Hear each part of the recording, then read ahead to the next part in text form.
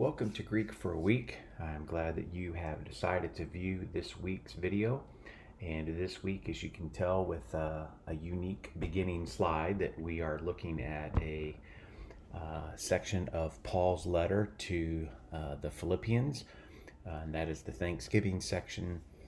So I have looked at this part of Paul's letter in a couple of different ways. I've looked at Paul giving thanks, chapter 1, verses 3 through 8. And then I have also looked at his prayer portion, verses 9 through 11. Well, this week I want to package everything together, verses 3 through 11, and just kind of step back and take a look at the section as a whole and see how things might fit together. Probably not going to be as detailed in the categorizations or the classifications of the various phrases and even how the verses tie together, but I think in the long run it'll be helpful just to see how an entire section of Paul's letter fits together. So let's get started. Again, I think this is the main point. This is Paul initially making his statement here to the Philippians that he gives thanks. So I give thanks to my God. And then why does he do that? So I'm taking the preposition epi here as cause, because of all of the remembrance of you. Also, he mentions, you could say when he gives thanks, so not only why, but when, and he does it always. And then the means in which he communicates his thanks to God is in every prayer, and that prayer is a benefit to the Philippians. You could say then, how does that prayer, or how does Paul give thanks? By participle of manner, by making my prayer, and then doing that again with manner, with the preposition meta, so with joy.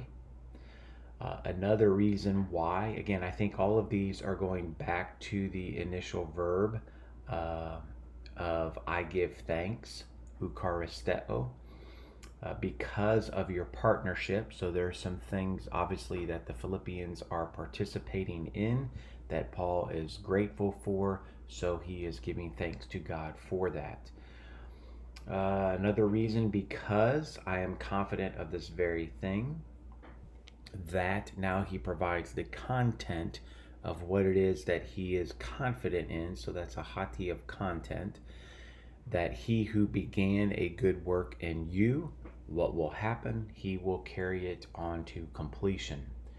Another reason, because, so I give thanks because it is right for me, Paul says here, to think about you in this way. Because I have all of you in my heart.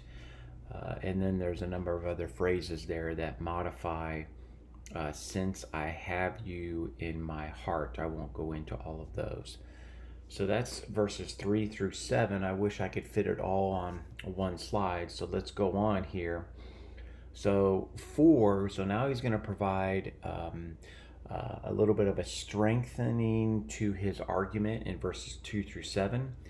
God is my witness of how I long for you, with, again, the means in which I long for you is the affection of Jesus Christ.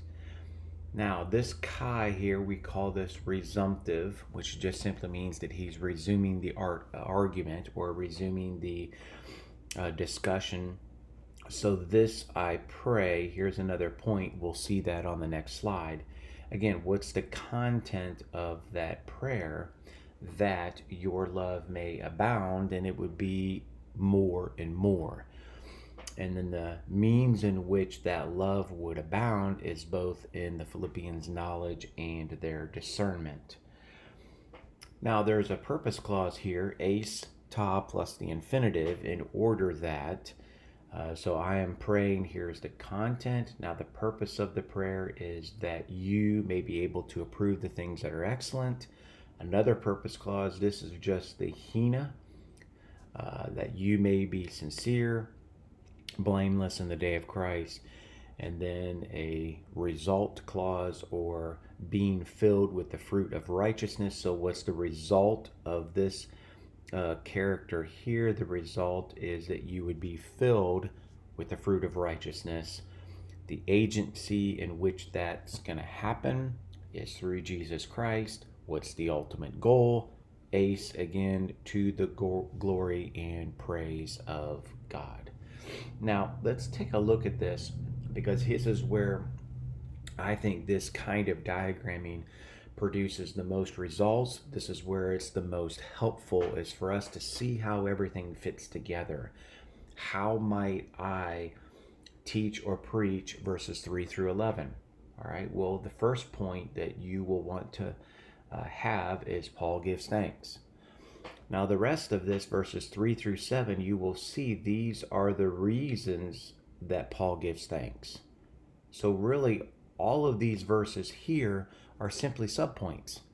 They provide reasons, they provide the basis for why Paul gives thanks.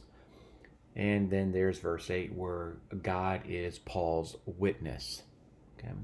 Point number 2 is Paul prays. Again, two different verbs there, gives thanks and praise. Now, the content of that prayer, again, verse 9, a portion of verse 9, I think it's 9b, if you will, is a subpoint to 9a. What's the content is that love would abound more and more. And then what is the purpose? This also goes up there, verses 10. And then verse 11, also the result of this character is that they would be filled with righteousness. So you have two main points for this particular section, verses 3 through 11. And that's how I see it in a grammatical, syntactical way, which is what I think ought to drive how and what you preach. Trust this has been helpful. Next week we'll move on to verse 12, which is the body portion of Paul's letter to the Philippians. Have a great week.